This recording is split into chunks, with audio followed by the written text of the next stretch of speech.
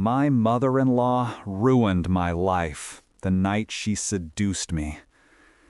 Those words feel like venom on my tongue, like a poison I can't spit out, a confession I should never speak aloud. Yet, here I am, telling you everything, because keeping it inside is crushing me more than the weight of the shame itself. I was 32 years old, married for 6 years, and I thought I had built the kind of life every man secretly hopes for. A steady job, a decent home, a wife who, at least on the surface, loved me. We weren't perfect, but we had stability, or so I thought. Her name was Emily, my wife, the woman I believed would walk through life with me until the end. We met in our mid-20s, both reckless and young, falling too quickly and promising forever, without really knowing what forever meant. She was warm, affectionate, the kind of woman who could light up a room with her laugh, and I was hooked from the start. When we married, I believed I was marrying my best friend. Her mother, Linda, was a shadow lingering just outside of that happiness. I don't mean in a sinister way at first. She was simply there, present, involved, the kind of mother-in-law who had an opinion about everything, but cloaked it under the guise of helping. She was attractive for her age, mid-50s, well-kept, confident in a way that made people notice her. There was a certain charm about her that could make you forget her wrinkles or the years she carried. I always saw her as Emily's mother, nothing more, nothing less. But now, looking back, I realized there were moments, subtle and fleeting, that I dismissed. Her touch lingering on my arm a little too long when she laughed at my jokes.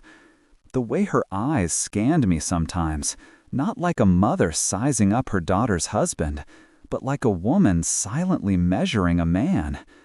I brushed those thoughts aside because they felt inappropriate, even in my imagination. Linda was my wife's mother. The boundary was carved in stone.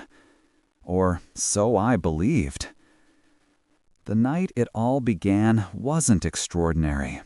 Emily had been pulling away from me for months, and I was too blind, or maybe too afraid, to confront it head-on. She worked late often, claimed she was stressed, and when she was home, she seemed distracted. Conversations were shorter, touches colder, intimacy nearly gone.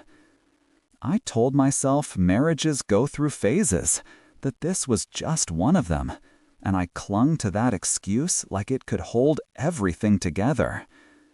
That evening, Emily was working late again. I sat in our quiet living room, the weight of the silence pressing on me. Linda was staying over that week, helping Emily with some family arrangements, and she came downstairs with a bottle of wine in her hand. She smiled at me in that knowing way, as though she could sense my loneliness. "You look like you could use a drink," she said. I should have refused. I should have gone upstairs, buried myself in a book, turned on the TV, anything. But I didn't. I accepted the glass she poured, and one glass turned into 3. She asked about Emily, about the marriage, about my happiness. And I was stupid. I told her more than I should have, admitting that things felt strained, that I felt unwanted, like a stranger in my own home. She listened, her eyes soft, her hand grazing mine in what I thought was maternal comfort. But then her hand didn't leave. It lingered, fingers curling slightly, and suddenly the air in the room shifted. The wine made everything heavier, slower, like the rules of the world were bending. "You deserve to be wanted," she whispered. That sentence burned into me, the kind of phrase that sticks even when you want to scrape it out of your memory. I remember the warmth of her hand, the closeness of her body as she leaned in, the faint smell of her perfume, familiar yet intoxicating in that moment. I told myself to stop, to move, to push her away. But instead, I froze, torn between guilt and a dark, forbidden thrill. My heart pounded like it was about to explode out of my chest. And then, before I could think, before I could stop it, her lips were on mine. It was wrong. God, it was so wrong. And yet, I didn't pull away. Not immediately. That was my sin, my fatal weakness. That split second of surrender changed everything. When it was over, if you can even call that mess of a night over, I sat there in shock, drowning in guilt, my skin crawling with the weight of what I had done. Linda looked at me with eyes that weren't ashamed, but triumphant. She had crossed the boundary, dragged me with her, and now I was trapped. The next morning, Emily came home cheerful, carrying breakfast, kissing me on the cheek like nothing had changed. I wanted to scream, to confess, to tear the roof off the house and expose the rot inside it. But I couldn't, because Linda had already cornered me with just a look, a silent threat. That was the moment I realized this wasn't just a mistake. This was a trap, and I had walked into it with open eyes. The days that followed were a blur of dread and self-disgust. I couldn't look Emily in the eye without feeling like I was suffocating. Every smile she gave me, every affectionate word, felt like knives twisting in my gut. She had no idea what I had done, what I had allowed to happen. And yet I couldn't shake the fear that somehow she knew, that she could see it in my face, hear it in my voice, smell the betrayal on me like a stench that couldn't be washed off. Linda acted as though nothing had happened. That terrified me more than anything. She was calm, composed, even warm toward Emily, laughing with her in the kitchen, helping her with chores, like she hadn't burned my entire world to ash the night before. But whenever our eyes met, she gave me that same sly, dangerous look, as if reminding me that I was hers now, that we shared a secret so dark it couldn't ever come to light. I began noticing things I had ignored before. The subtle way Linda touched me when Emily wasn't watching, a hand on my shoulder that lingered too long, a glance that carried more weight than it should have. At first, I told myself I was imagining it, that paranoia was playing tricks on me. But deep down, I knew I wasn't. And then there was Emily. She had been distant for months before that night, but now it was worse. She worked late more often, came home distracted, sometimes smelled faintly of cologne that wasn't mine. When I asked her about it, she brushed it off, claiming she had hugged a coworker goodbye, that she had been rushing, that I was overthinking. But how could I trust her words when I couldn't even trust myself? The nights were the worst. I'd lie awake beside her, listening to her breathing, wondering if she could sense the storm raging inside me. I wanted to confess, to tell her everything, to beg for forgiveness before the truth came out in some uglier way. But then I'd remember Linda's eyes, that unspoken threat. If you tell her, you'll destroy everything. One evening, Emily's phone buzzed while she was in the shower. The screen lit up with a message and my heart froze. It was just a name I didn't recognize, Mark, but the words made my stomach twist. Can't stop thinking about last night. I stared at that screen until my vision blurred, my hands shaking so badly I nearly dropped the phone. My mind spun in circles. Last night? Where had she been? She had told me she was at the office until late, buried in reports. Was this the reason she had been pulling away for months? Was my wife already betraying me, even before I betrayed her? I couldn't confront her then, not with the evidence so thin. It could have been innocent, I told myself. Maybe Mark was a friend, a coworker. Maybe he meant something harmless. But the seed was planted, and it grew into a choking vine inside me. The following days, I started noticing more. Emily guarding her phone, turning it face down whenever it buzzed, smiling faintly while texting, as if the words on her screen meant more to her than any conversation with me. I tried to ask her about her day, about work, about anything, and she answered with clipped, distracted words, her eyes drifting back to her phone like I wasn't even there. Linda noticed too, and that made it worse. One night, when Emily claimed she was staying late again, Linda cornered me in the kitchen. She poured herself a glass of wine, leaned against the counter, and smiled. "She's hiding something from you," she said, her voice low, almost conspiratorial. I wanted to tell her to shut up, to get out of my house, to leave me and Emily alone.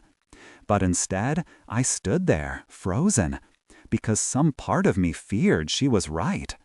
Linda stepped closer, her perfume heavy in the air, her eyes sharp. "You give her everything, and she gives nothing back. You deserve more than that. You deserve someone who actually wants you." Her words echoed the same poison she had whispered that night, and I hated how they lingered in my chest. I hated that, despite my guilt, part of me wanted to believe her. But I wasn't stupid.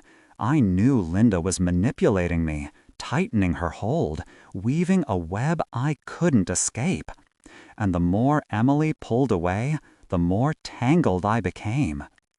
One night, when Emily came home far later than usual, I smelled cologne on her again, different from before, sharper, more expensive.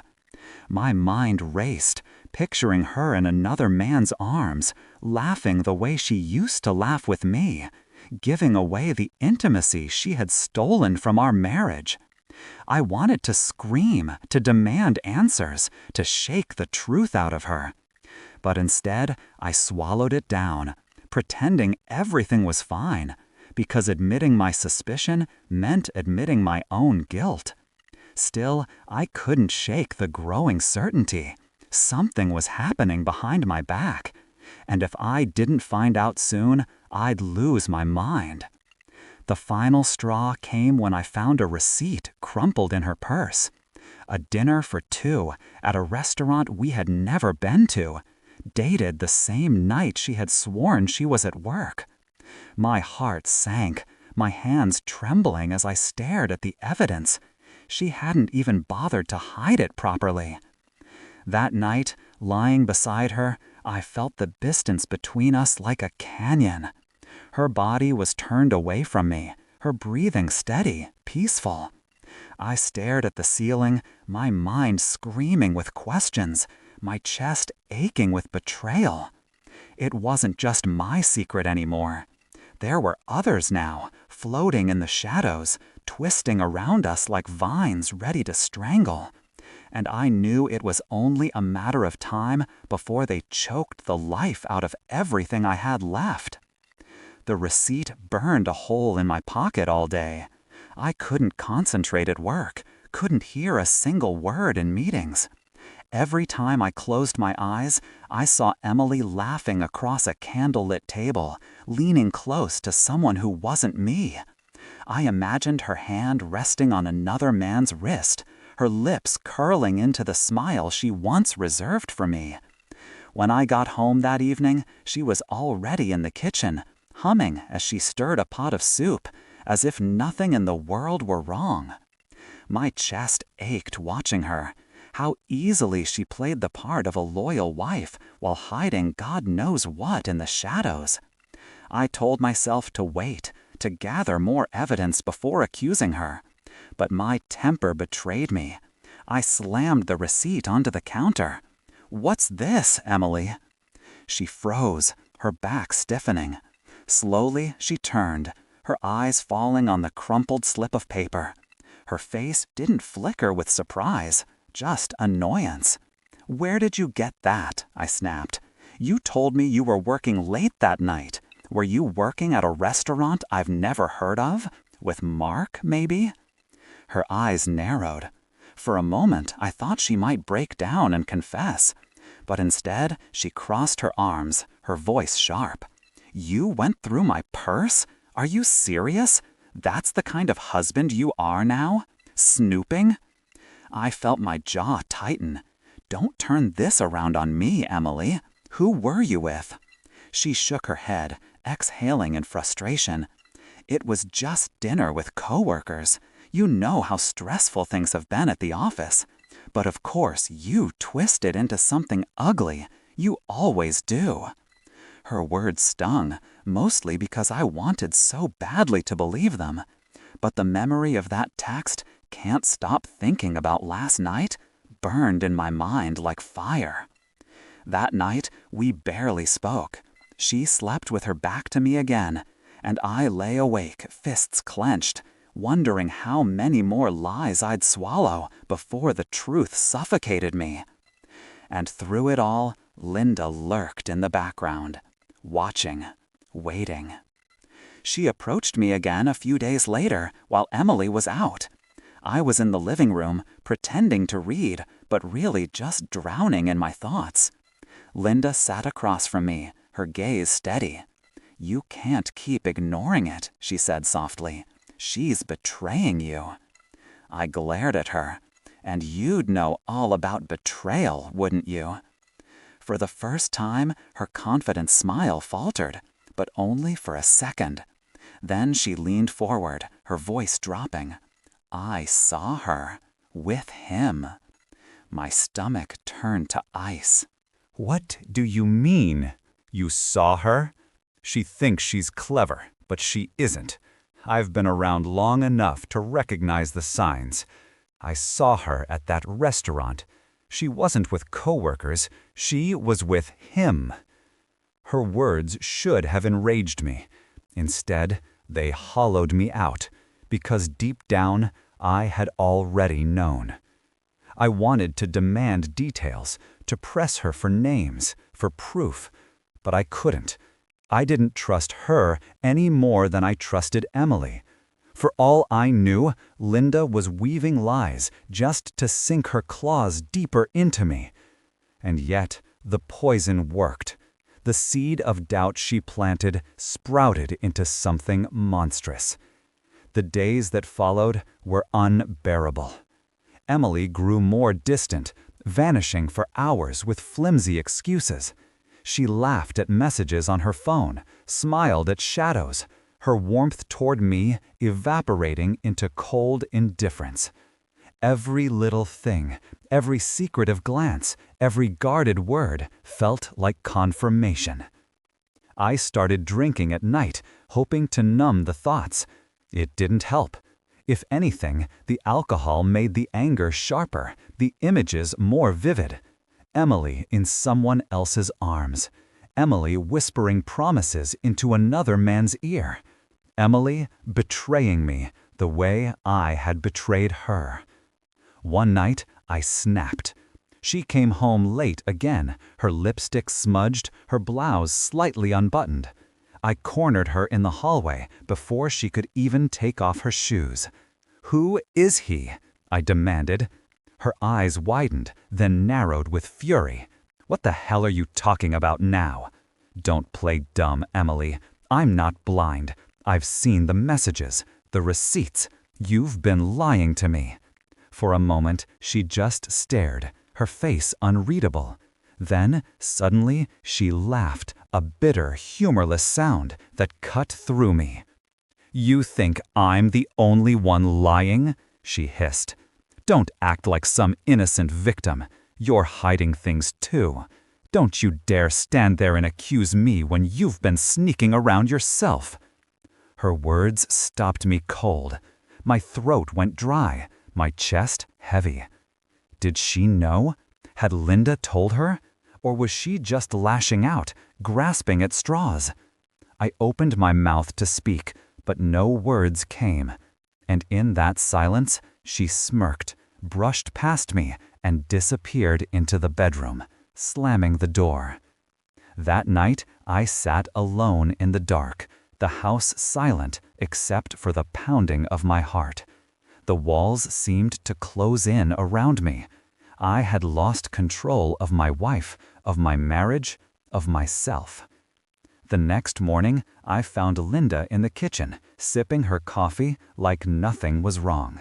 She glanced at me, her eyes gleaming. "She'll never love you the way I do," she whispered. I didn't answer. I couldn't. My world was unraveling, and I no longer knew who was pulling the strings. But one thing was certain. I couldn't keep stumbling in the dark. I had to know the truth, no matter how much it destroyed me. So I made a decision. The next time Emily said she was working late, I would follow her. And this time, there would be no lies, no denials, no excuses. This time, I would see it with my own eyes. The night I decided to follow her, the air felt heavier than usual, as if even the wind knew what I was about to discover. Emily kissed me on the cheek before she left, her lips cold against my skin. "Don't wait up," she said casually, slipping her phone into her purse. I waited 15 minutes before I grabbed my keys and left. My heart pounded so violently it hurt.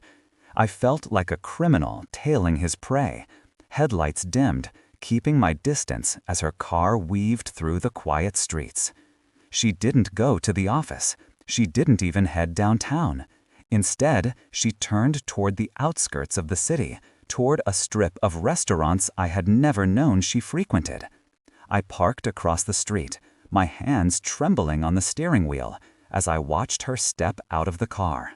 She looked like a woman on a date, not a wife rushing to meet coworkers. I followed her inside, my stomach a twisted knot of rage and dread. And then I saw her. She wasn't alone. At the far end of the restaurant, in a dimly lit booth, Emily leaned across the table, her hand grazing someone else's arm. My vision blurred, my blood boiling as I tried to make out his face. He was older, graying at the temples, his expression smug, familiar somehow. I moved closer, slipping behind a column, careful to stay hidden. And then it hit me. It wasn't just some stranger. It was her mother's boyfriend. My chest constricted, air tearing out of my lungs. Of all the people she could have chosen, she had chosen him. The man Linda had been flaunting around family dinners, the man I had suspected of looking at Emily a little too long. And now, here they were, their heads bent together, laughing like teenagers sharing secrets. I staggered back, gripping the wall for balance. My world spun. Betrayal layered upon betrayal. My wife, my mother-in-law, their twisted entanglements wrapping around me like a noose. I wanted to storm over, flip the table, scream until the whole place turned to stone. But instead, I stood frozen, suffocating in silence until the tears stung my eyes. I left before they could see me. At home, I sat in the dark. Hours crawled by before Emily slipped through the door. She smelled of wine and cologne that wasn't mine. She tiptoed into the bedroom as if nothing had happened. I followed her, my body trembling. "How was work?" I asked, my voice shaking with suppressed fury. She stiffened, turning slowly. "It was fine. Late night. I told you not to wait up." "Don't lie to me, Emily," I hissed. "I saw you. I saw who you were with." Her face went pale, but only for an instant. Then she recovered, eyes narrowing. "You followed me. You're damn right I did. You sat there with him like I don't exist. Do you think I'm blind? Do you think I'm a fool?" Her lips quivered, then curved into a cruel smile. "You don't know what you think you know." The words sliced through me. She wasn't denying it. She wasn't even apologizing. She was taunting me, daring me to unravel the truth. My voice cracked as I shouted, "He's your mother's man! How could you? How could you do this?" Her laughter was hollow, venomous. "Don't you dare act disgusted. You're no saint yourself." And again, those words, the accusation, the insinuation that she knew about me and Linda.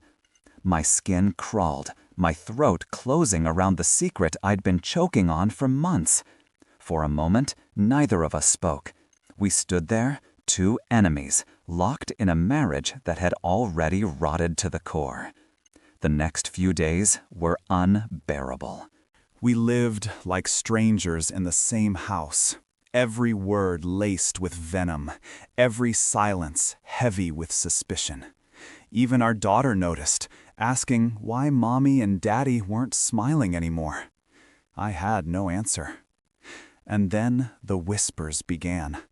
At the grocery store, I caught neighbors staring. At work, a colleague asked if everything was okay at home. I didn't understand how word had spread so fast, but somehow people knew. Maybe someone had seen them at the restaurant. Maybe Linda herself had let it slip, feeding the gossip mill to tighten her grip on me. The humiliation was suffocating. I felt stripped, exposed, like my private torment was now a spectacle for everyone to enjoy. One evening, I confronted Emily again, desperate for something, anything to break this unbearable limbo. "If you want him, then say it. Just admit it, Emily. Admit what you've done." Her eyes blazed with fury. "And if I did, what would you do, huh? Leave me? Destroy our family?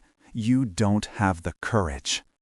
Her words echoed long after she stormed out of the room, slamming the door behind her. Maybe she was right. Maybe I didn't have the courage. But rage has a way of building, of pushing a man past the point of no return. That night, as I lay awake in the suffocating silence, I made a vow. The next time she slipped away, I wouldn't just watch from the shadows. I'd have proof.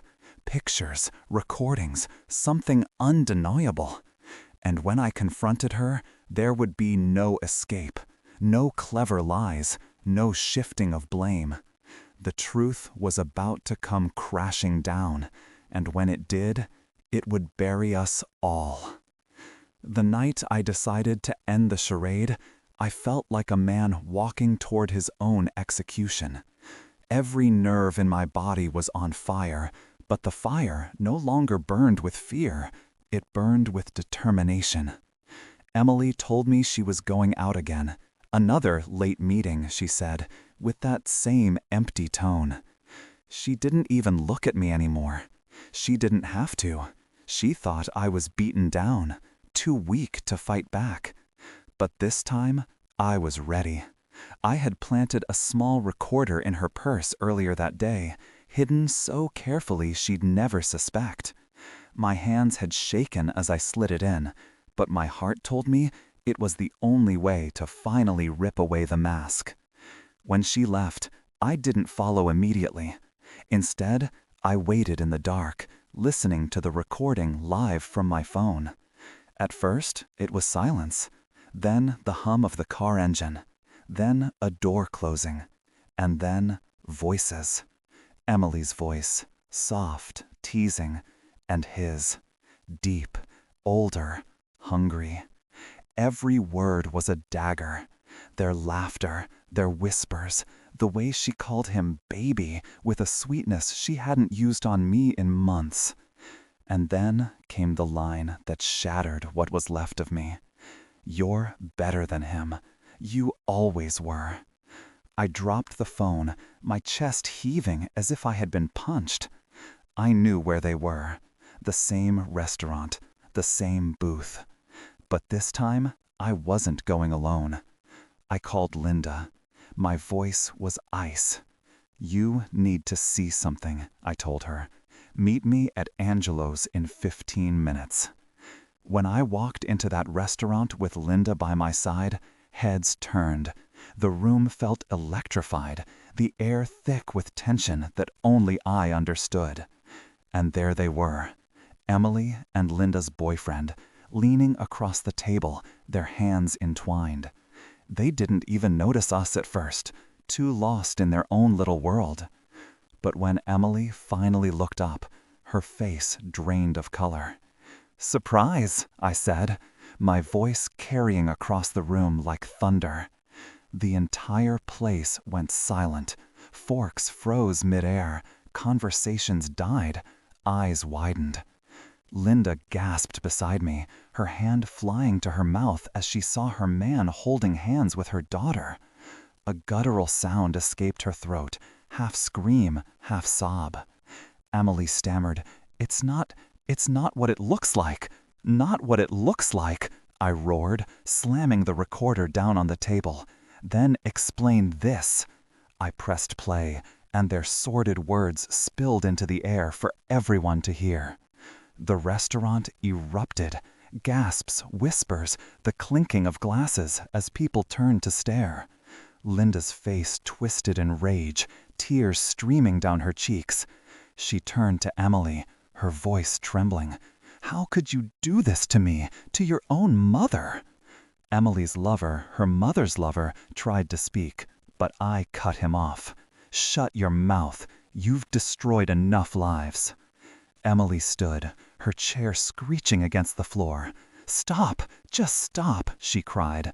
But it was too late. The damage was done. The truth was naked, raw, undeniable. Linda lunged at her, screaming, and for a moment I thought she might strike her own daughter. People rushed to separate them, but the humiliation, the betrayal, the venom was already etched in stone. And then, just when I thought I had seen the worst of it, the twist came, the knife that cut even deeper.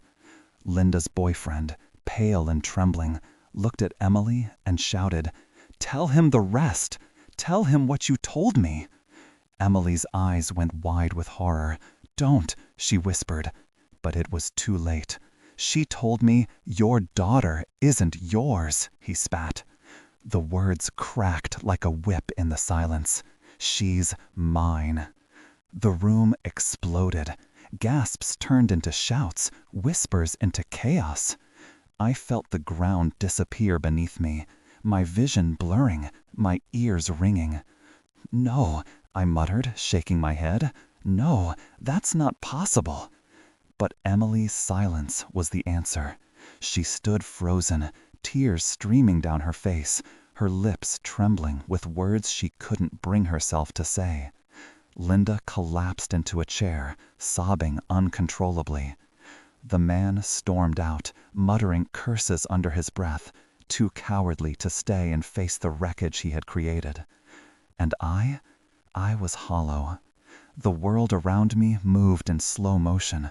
Strangers whispered. Eyes burned into me, the humiliation crushing down like a tidal wave. My marriage was a lie. My family was shattered. Even my daughter, the one person I thought was untouched by this madness, was ripped away from me in a single sentence. I stumbled out of the restaurant, barely able to breathe. The night air was cold, but it did nothing to numb the fire raging inside me. Emily followed, her cries echoing behind me. "Please," she begged, clutching my arm. "I didn't mean for it to happen. I still love you." I ripped my arm free. "Love? Don't you dare say that word to me. You don't know what it means." Her face crumpled, her knees buckling as she fell to the pavement. But I didn't stay. I couldn't. I walked away, every step heavier than the last, until her sobs faded into the distance. That night, I didn't sleep. I couldn't. I sat in the dark, the truth replaying over and over in my head. My wife had betrayed me with her mother's man. My mother-in-law had lost both her dignity and her family. And my daughter, the child I had raised, loved, and cherished, might not even be mine. I had reached the point of no return. The man I was before had died in that restaurant. What remained was a hollow shell, fueled by rage, humiliation, and the burning need for justice. I knew what had to be done. This wasn't just about betrayal anymore. This was about survival. And I was ready to destroy everything that had destroyed me.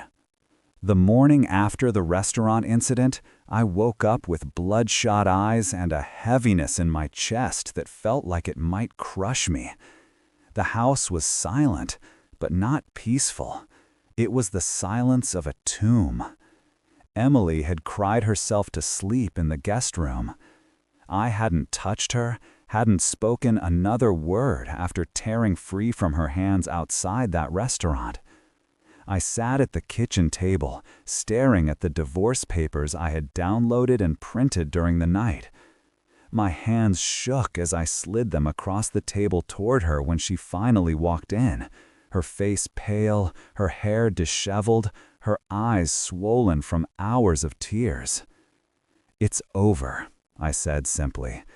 My voice was flat, drained of emotion. She stared at the papers, her lips quivering. "Please, we can fix this. I was weak, I was stupid, but I never stopped loving you." I laughed bitterly. "Loving me while you slept with your mother's man?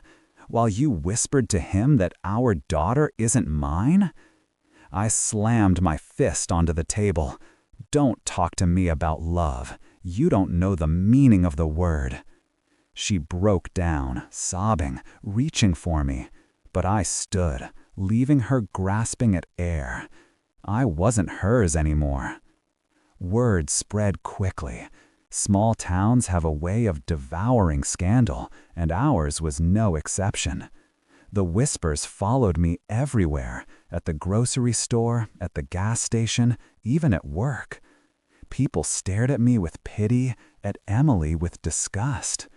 Linda's screams from that night still echoed in everyone's ears, replayed and exaggerated until the whole community knew every sordid detail. Linda, once respected and admired, was now a ghost of herself. She couldn't bear the humiliation. She stopped showing her face in public, stopped answering calls. I heard through a neighbor that she had kicked the man out and thrown his belongings onto the lawn in a storm of rage. As for him, the so-called boyfriend, he slithered away like the coward he was. Rumor had it his company cut ties with him, clients withdrew, friends turned their backs. His name was dragged through the mud, and for once, it wasn't me doing the dragging. Karma was working its cruel magic.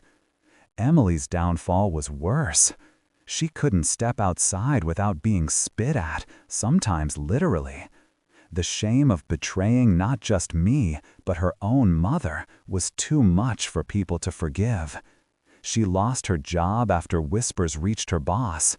Parents whispered at the school drop-off line. Children whispered behind my daughter's back. Our home had become a battlefield, and our daughter, the innocent one, was caught in the crossfire. The DNA test confirmed what I already knew deep down. She wasn't mine. The man who had ruined my life had left behind a bloodline that mocked me every time I looked at her. And yet, when I saw her sitting at the edge of her bed, clutching a teddy bear with tears in her eyes, I couldn't hate her. She didn't ask for this. She was a victim of her mother's lies, just like I was. I knelt beside her, brushing her hair from her face. "Am I still your daughter?" she whispered, her voice breaking. I swallowed the lump in my throat.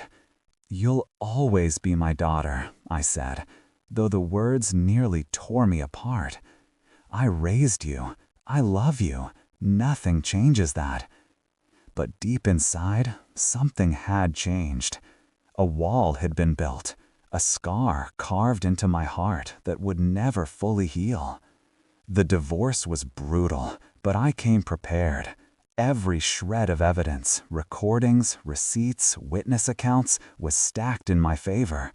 The judge saw the betrayal, the deceit, the humiliation, and he didn't look kindly on Emily. I won custody, I kept the house, and Emily walked away with nothing but her shame. I should have felt relief, even joy, but instead I felt something darker, satisfaction. Not because I had won, but because she had lost. Because the woman who had burned my life to ashes was now choking on the smoke. Emily tried to call me for weeks after the divorce was finalized. She begged, pleaded, left voicemails filled with tears. Sometimes she screamed, sometimes she whispered apologies like broken prayers. I never answered. I couldn't. Linda, too, reached out eventually. She wanted to see her granddaughter, to try and salvage some piece of the wreckage. But when I looked into her eyes, I saw only the shadow of a woman who had once been proud, now destroyed by her own blood. I allowed her visits, but I never stayed in the room. I couldn't bear it. As for me, I rebuilt, slowly, painfully, brick by brick. I buried myself in work, poured my energy into raising my daughter, tried to stitch together the fragments of a man who had been torn apart. The nights were the hardest. The silence pressed in like a vice, memories replayed like a broken film reel. But day by day, I grew harder, stronger, and karma did the rest. The man who stole my wife, alone, unemployed, his reputation in shreds. Emily, a pariah, wandering aimlessly, no friends, no family to cling to. Linda, a broken woman, haunted by the betrayal of her own daughter. And me, I survived. Not unscathed, not unscarred, but alive. And for the first time in months, that felt like enough. Yet, even in survival, the shadows lingered. Some nights, I'd wake drenched in sweat, hearing Emily's voice whispering lies in the dark.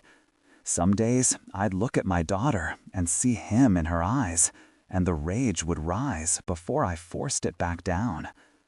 I had won the war, but the battlefield was littered with corpses. Trust, love, innocence, all dead and buried. Still, I had something they didn't, a future. And that was a kind of revenge all its own. But fate, cruel as it is, wasn't finished with me yet. Because just when I thought the story was over, the phone rang late one night, and on the other end was a voice I thought I'd never hear again. Emily.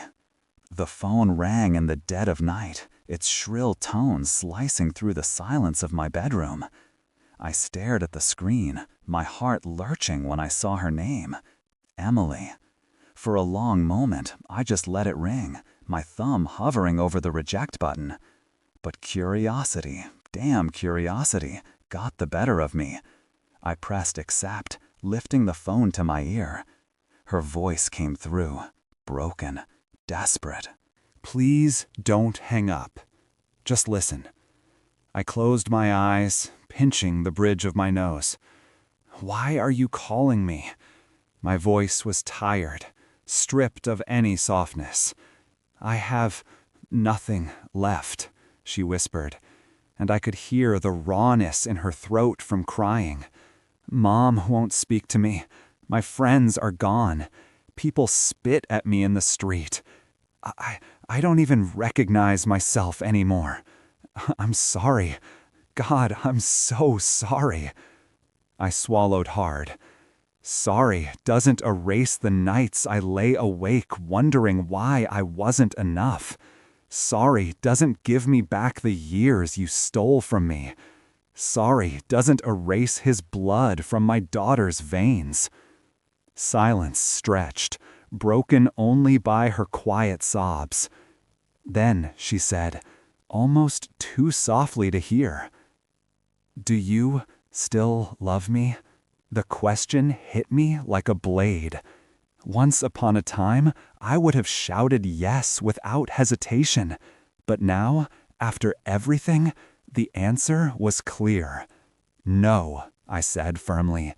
"The woman I loved doesn't exist anymore. She died the moment you betrayed me." A sob tore from her throat, raw and guttural. Then, what am I supposed to do? How do I live with this guilt? I let the silence hang heavy before answering. You live with it the way I live with the pain. You carry it every day. That's your punishment. She begged for another chance, for forgiveness, for anything. But my resolve was steel. We're done, Emily. There's no coming back. The only thing I'll give you is the truth you destroyed me. And you destroyed yourself. Now you have to live with that. I ended the call. For the first time in months, I felt a strange, hollow peace. Not joy, not triumph, just finality. The days that followed were different, lighter somehow. I wasn't healed, not by a long shot, but I wasn't drowning anymore. I started running again, feeling the burn in my lungs, the rush of air in my chest, proof that I was still alive. My daughter and I rebuilt, in our own fragile way. She clung to me tighter than ever, and I clung right back. I told myself every day that she was innocent, that she deserved love, no matter where she came from. And slowly, I believed it. Linda stayed distant, her pride shattered beyond repair. Occasionally, she'd send a message, asking about her granddaughter. But we never spoke of Emily. We didn't need to. The wound was still too raw. And the man, the one who caused all this, he was nothing now. A shadow, a ghost. People who once shook his hand now crossed the street to avoid him. He lost his job, his friends, his reputation. He was a man stripped bare, rotting in the mess he'd made. Karma doesn't always come quickly, but when it does, it strikes with precision. As for me, I had scars, deep ones. Trust became a battlefield. Love felt like a foreign language. But I survived. And in survival, I found strength I never knew I had. One night, months later, I sat on the porch, watching my daughter chase fireflies in the yard. She laughed, her joy cutting through the darkness like a blade of light. I realized then that this moment was enough. I didn't need revenge anymore. I didn't need closure from Emily or apologies or explanations. I had peace. And peace, after everything, was the sweetest revenge of all. Final message to the audience. If you're watching this, remember, betrayal doesn't just break hearts, it burns lives to the ground. But even in the ashes, you can rise again. Don't let someone else's sins define you. Don't let their lies steal your future. You can survive. You can rebuild. And one day, you'll look back and realize karma always comes.